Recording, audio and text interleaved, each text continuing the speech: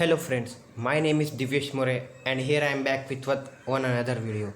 So today we are in we are so today we are discussing one interesting topic, that is Reserve Bank of India RBI. First we are discussing introduction. The Reserve Bank of India is India's central bank. It is also known as central bank and bankers bank, that is responsible for issue and supply of Indian rupees and the regulation of Indian banking system. The RBI is the bank. They can supply the rupee of the commercial bank. It is a statutory body established in the year 1935 under the Reserve Bank of India Act 1934. The head office of RBI in Kolkata, when the bank was established, was shifted to Mumbai in 1937. Originally, the bank was privately owned. In today, the bank was privately owned by government. However, after independence, it was nationalized in 1914 and now fully owned by Government of India. Before 1949, it was owned by private, and after independence, it's fully owned by Government of India. The bank is headed by the governor. Current governor is Shaktikanta Das, and there are four deputy governors, that is BP Kongo, Mahesh Kumar Jain, M. Rajeshwar Rao, and Michael Patra. Here are the credit control measures by RBI. Credit control is an important tool by Reserve Bank of India, used by Reserve Bank of India to control the demand and supply of money in the economy.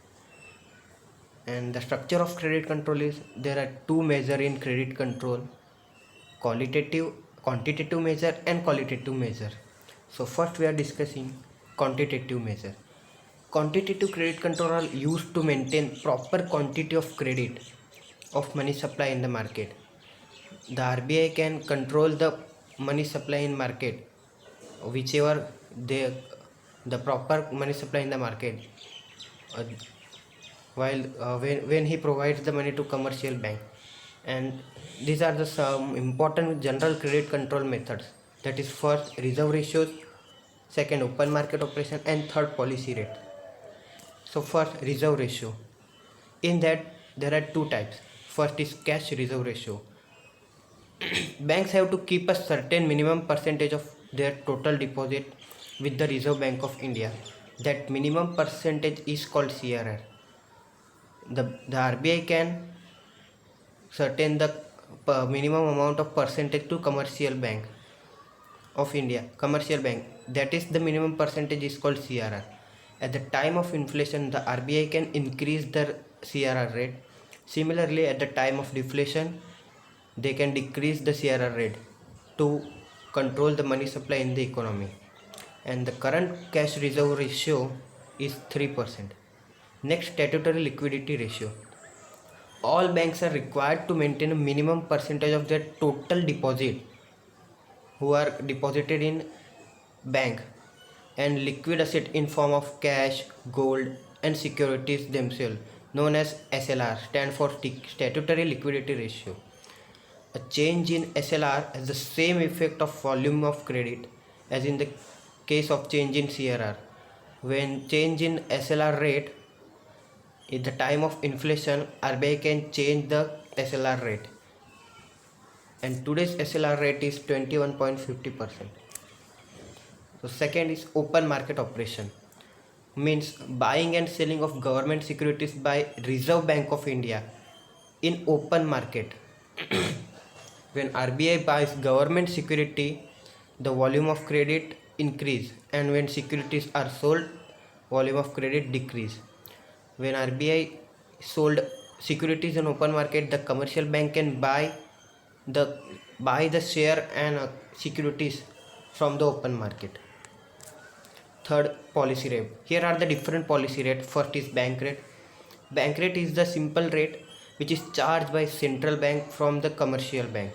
It is the rate of interest which is a central bank charge on commercial bank on behalf of loans advances. When bank rate is increased, it is likely to increase all other market rates, which leads to contraction of credit. and while a decrease in bank rate which leads to expansion of credit. So current bank rate is 4.65%. Next, repo rate. The repo rate is the interest rate at which RBI provides liquidity to banks under liquidity adjustment facility. So LF is a facility which is provided by RBI.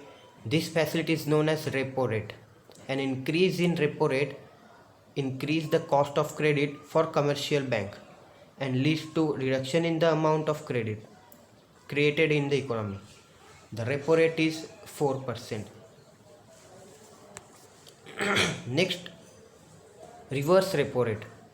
The interest rate charged by the interest rate absorbed by RBI excess liquidity bank is known as reverse repo rate. And increase the reverse repo rate will decrease the money supply and other thing being constant, and vice versa. While increase in the reverse repo rate, decrease in the while increase in the reverse repo while decrease in the reverse repo rate, increase in the money supply, and vice versa.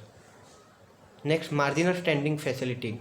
MSF is a facility introduced by RBI to its monetary policy for the year 2011-12. Marginal standing facility is an overnight liquidity support provided by RBI.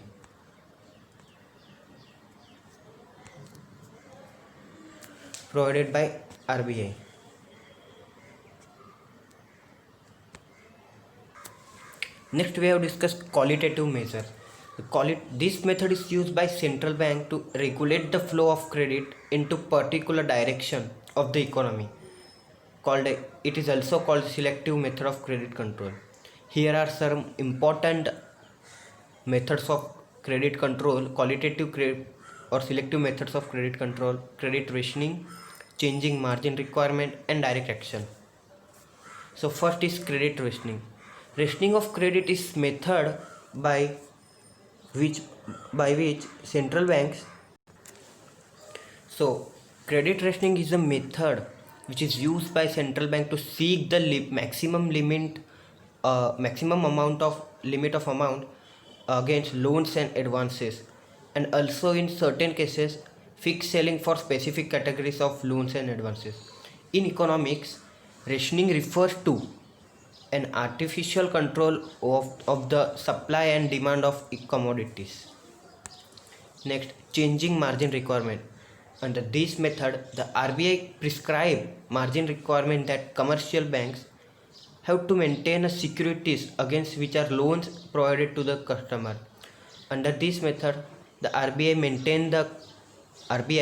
maintain the securities which is provided by customer on behalf of loans, advances, and other gold, that is etc. RBI sets different margin requirements for different types of securities. A change in margin requirements influence the flow of direction of credit. That is, an increase in margin requirement decrease the flow of credit, and vice versa. And third is direct action. When all the methods are not properly work to control the credit of the economy, the RBI takes a direct action by laying down specific rules and regulation under which the commercial banks will operate. A strict action is taken against that refuse to follow the direction of the RBI. So thank you.